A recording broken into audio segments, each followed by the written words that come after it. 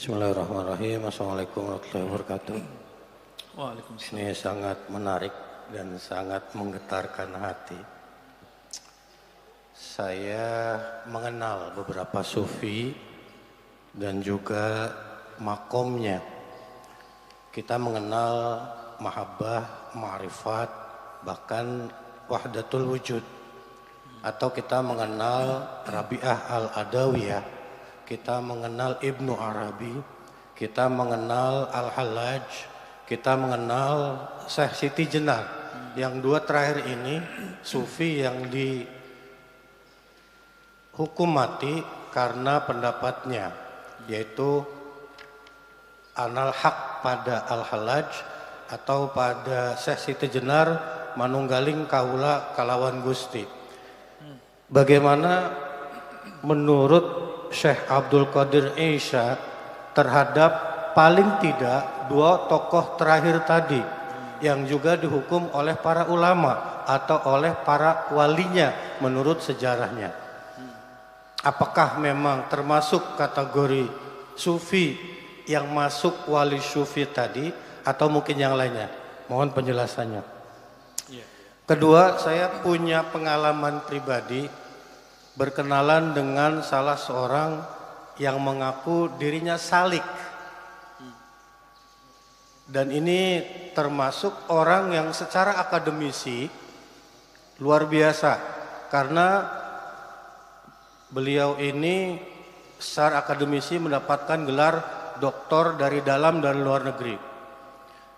Pada perjalanan sufinya yang dia akui tadi, banyak hal yang menurut saya tadi agak bertentangan.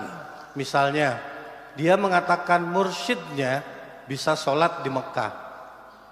Kemudian ada juga yang menarik, beliau mengatakan bahwa setiap ayat Al-Quran memiliki hadam, yang kalau kita amalkan, maka hadam itu dalam ayat Al-Quran tersebut, ya mungkin dalam rangka riyadhah tadi akan menjadi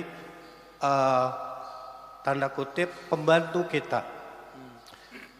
Banyak hal sebetulnya, ini makanya saya ingin tanyakan, termasuk ketika menyikapi penyakit.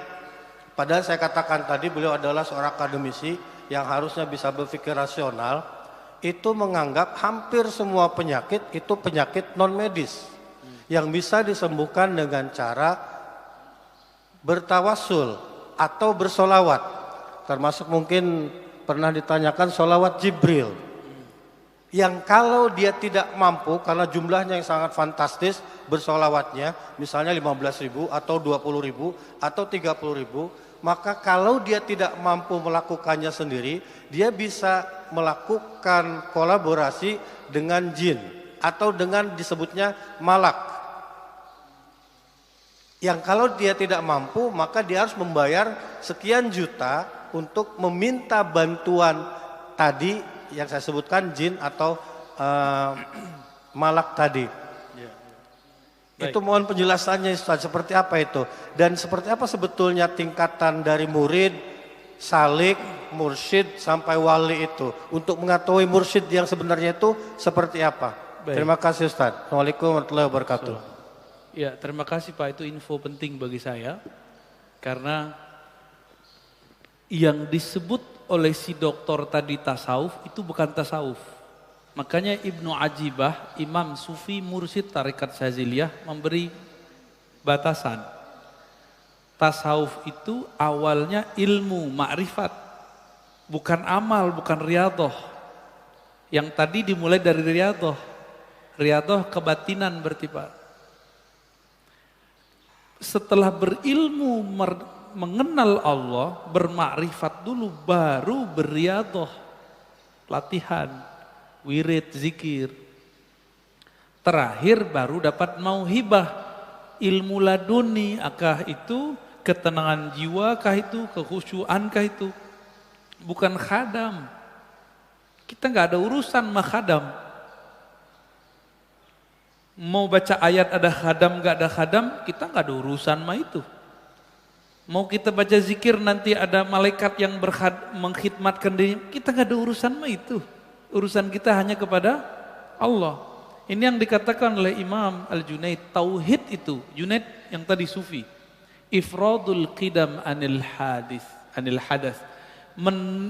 Menanggalkan, memisahkan, mengesahkan Allah SWT dengan menanggalkan sisi-sisi selainnya yang baru. Jadi kalau masih tertarik sama kebatinan, khadam-khadam, lalu supaya sukses, bayar mahar, itu kebatinan itu Pak. Berbaju tasawuf, inilah yang dikatakan dengan mutasawwif, sufi palsu. Jadi sufi beda dengan mutasawwif. Itu sufi palsu. Ya. Adapun mengenai gurunya sholat di Mekah, kalau itu lain cerita. Masuknya kemana nih? Bab karomat atau bab khurafat yang mana? Ada dua Pak. Kalau karomah emang tiap hari karomah diberiin. Kalau khurafat barangkali itu. Oh, syekh kita sholatnya di Mekah gitu. Sholat Jumat di Mekah. Loh kita lagi sholat Jumat, Mekah belum sholat Jumat Pak. Kita sholat jam berapa? Jam 12. Mekah jam berapa waktu itu? Baru jam 8. Bahlul namanya. Jadi hati-hati. Maka wajib belajar tauhid sebelum belajar tasawuf. Kalau enggak usah belajar tasawuf. Belajar tauhid aja. Belajar fikih aja Pak. Ya. Jadi daripada tersesat, gak tahu nanti mana yang sahih gak sahih, gak usah belajar itu. Ya, jadi kok bisa doktor? Lah doktor kan gelar akal bukan gelar rohani. Doktor kan gelar dia nulis penelitiannya bagus, bukan berarti rohaninya bagus. Dulu salah satu dosen saya, namanya Prof. Bambang Pranowo, almarhum, orang Matla'il Anwar. Beliau mengisahkan pernah tersesat ikut Lia Edan. Hah? Apa yang terjadi Pak? Orang nanya, Prof, ente kan profesornya di luar negeri lagi, tamatan pesantren lagi, tauhidnya kuat, tapi kering, dia pengen cari sensasi rohani. Kok ikut Lia Edan? Jawaban dia apa? Gimana saya nggak mau ikut? Penasaran. Dia ngaku gurunya Jibril, pengen berguru sama murid Jibril, gitu. Setelah lama kebuka nggak bener. Nanti muncul ketemu lagi Pak, ada orang ngaku sufi tapi ngajarin reinkarnasi, titisan. Itu bahlul semua, itu nggak benar, itu bukan sufi yang sahih, itu mutasawwif. Makanya nanti mereka fokusnya di riyadhah, ma'rifatnya nggak ada. Tasawuf dimulai dengan ma'rifat atau tauhid kepada Allah, kalau enggak batil. Ya, kalau enggak ketemu udah nggak usah di sini aja lah ngajinya. Ya. Nggak usah ikut yang aneh-aneh Pak. Nggak ada jalan instan. Quran aja turun 20-an tahun. Ya. Apalagi yang kita zaman-zaman sekarang. Adapun mengenai Hallaj dan Syekh Siti Jenar, di sini ada pembahasannya. Bapak bacaannya udah banyak nih ya.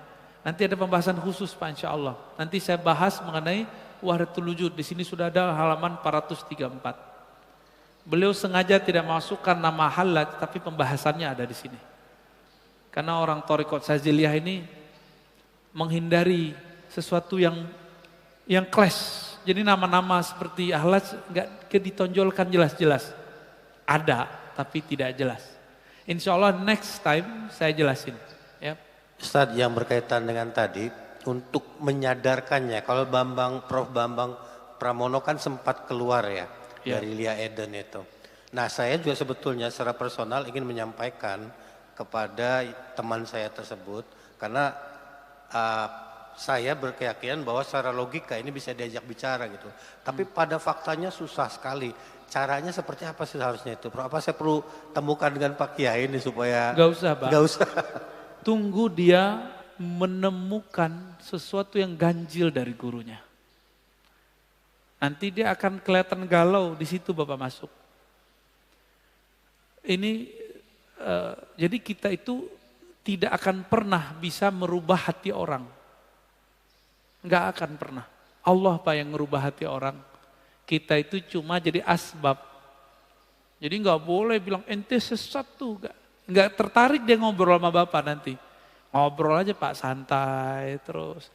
Orang berubah dengan ngobrol santai itu lebih baik daripada dia dikafir-kafirkan terus berubah. Diancam-ancam berubah, nanti ancamannya hilang dia balik lagi, kambuh lagi. Tapi dengan ngobrol santai, ngobrol terbuka dari hati ke hati, jangan-jangan Bapak yang yang kebawa. Kuatan dia kan. Ya. Ini satu hal Ustadz. Dia itu selangkah lagi ke guru besar, hanya tinggal Skopus saja. Tetapi dia harus menunggu mursyidnya itu. Itu saya juga bingung itu gimana caranya supaya dia yakin bahwa apa yang dia lakukan itu kurang benar lah istilahnya.